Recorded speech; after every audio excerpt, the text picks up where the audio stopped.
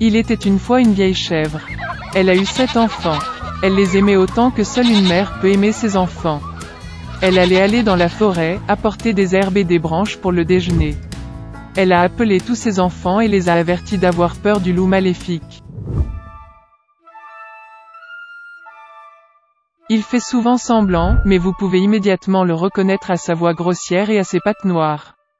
Les petits enfants ont tout compris et ont assuré à leur mère qu'ils seraient très prudents. La vieille chèvre partit tranquillement. Peu de temps s'est écoulé.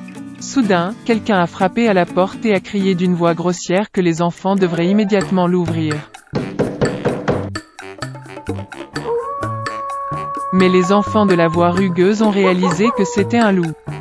Ils ont répondu que ce n'était pas la voix de la mère, sa voix était gentille et fine, et cette voix était très impolie, ce qui veut dire que c'était un loup. Puis le loup est allé chez le marchand et s'est acheté un grand morceau de craie. Il en a mangé et sa voix s'est affaiblie.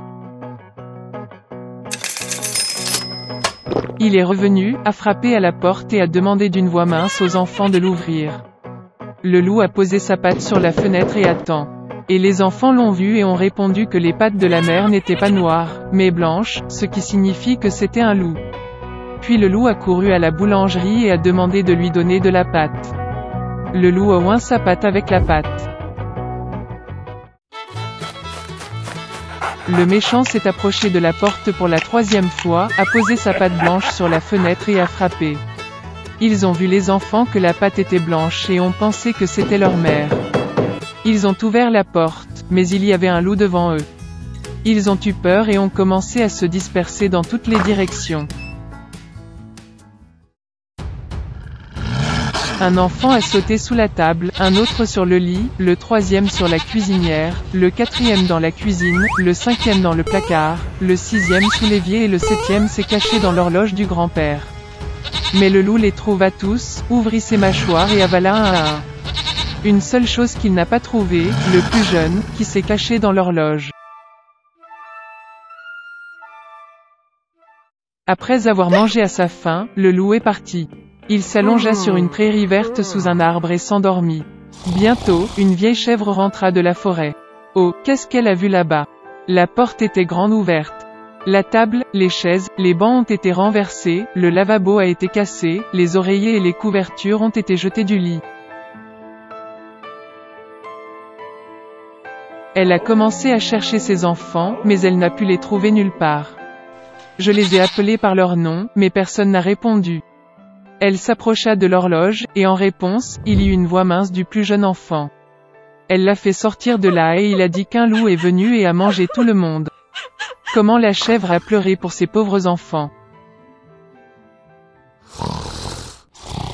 Finalement, elle quitta la maison, et la plus jeune chèvre courut après elle. Elle est venue au pré, a vu, un loup gisait près de l'arbre et ronflait de sorte que les branches tremblaient. Elle le regarda de tous côtés et vit que dans son ventre gonflé quelque chose bougeait et pataugeait. Elle a deviné que c'étaient ses enfants et était très heureuse qu'ils soient toujours en vie. Elle a dit à l'enfant de courir à la maison dès que possible et d'apporter des ciseaux, une aiguille et du fil. Ensuite, la chèvre a coupé le ventre du loup avec des ciseaux, et de là, un enfant a sorti la tête. Et puis les autres ont sauté tous les 6, et rien de mal ne leur est arrivé. Quelle joie c'était! Ils ont commencé à embrasser leur mère, à sauter et à danser. Puis la vieille chèvre a dit que ce serait bien de donner une leçon au loup pendant qu'il dormait encore. Ils ont tiré des pierres et les ont fourrées dans le ventre du loup. Une vieille chèvre a recousu son ventre, mais il n'a rien remarqué, n'a même jamais bougé. Le loup a dormi, s'est levé et a eu une telle soif dans son ventre qu'il a décidé de boire l'eau du puits. Il s'approcha à peine du puits, se pencha vers l'eau, et de lourdes pierres le tirèrent au fond du puits. 7 enfants ont vu cela et ont commencé à danser de joie avec leur mère. C'est ainsi qu'ils ont enseigné une leçon au loup maléfique. Là vivait un mari et une femme. Pendant longtemps, ils voulaient déjà avoir un enfant, mais il n'était pas là. Un jour, ma femme est tombée malade. Le mari lui a demandé ce qu'elle voulait le plus. L'épouse a répondu qu'il y avait un magnifique jardin à proximité, où poussent plusieurs des plus belles fleurs. Il y a une belle réponse dans le jardin. Il a l'air si frais et si vert qu'elle voulait vraiment le goûter. Mais le jardin était entouré d'une haute clôture et personne n'osait y entrer, car ce jardin appartenait à une seule sorcière. Elle possédait un grand pouvoir et tout le monde dans le monde la craignait. Le mari aimait beaucoup sa femme et a décidé de lui acheter une réponse, peu importe ce que cela lui coûtait. Et ainsi, au crépuscule, il grimpa par-dessus la clôture de pierre dans le jardin de la sorcière, prit à la hâte une poignée entière de réponses vertes et l'apporta à sa femme. Elle en fit aussitôt une salade et mangea avec gourmandise. Elle aimait tellement cette salade que le lendemain, elle en voulait encore plus qu'avant. Le mari retourna dans le jardin, mais la sorcière se tenait déjà devant lui. Elle le regarda avec colère et dit qu'il paierait cher pour avoir volé la réponse. Il a demandé à la sorcière de ne pas se fâcher, car il avait arraché réponse pour sa femme, qui était très malade. Et il l'aime tellement. La colère de la sorcière passa un peu, et elle dit que si c'était vrai, elle lui permettrait de ramasser autant de réponses qu'il le voudrait, mais à une condition. Il devra donner à la sorcière l'enfant qui naîtra de sa femme. Le mari était d'accord avec la peur. Lorsque la femme a donné naissance à une fille, la sorcière est immédiatement apparue, a pris l'enfant avec elle et l'a nommée Réponse. Rapunzel est devenue la plus belle fille du monde. Quand elle avait 12 ans, la sorcière l'a enfermée dans une tour. Cette tour était dans la forêt, et elle n'avait ni porte ni escalier. Seulement tout en haut se trouvait une petite fenêtre. Quand la sorcière a voulu escalader la tour, elle a appelé Réponse pour lui faire descendre ses faux. Et Réponse avait de beaux cheveux longs. Elle entend la voix de la sorcière, desserre ses tresses, les attache au crochet de la fenêtre, et les cheveux tombent, et la sorcière grimpe alors, s'accrochant à eux. Plusieurs années passèrent et le fils du roi monta à cheval dans la forêt où se trouvait la tour. Soudain, il a entendu des chants, et c'était si agréable qu'il s'est arrêté et a commencé à écouter. Réponse l'a chanté de sa merveilleuse voix. Le prince voulait monter.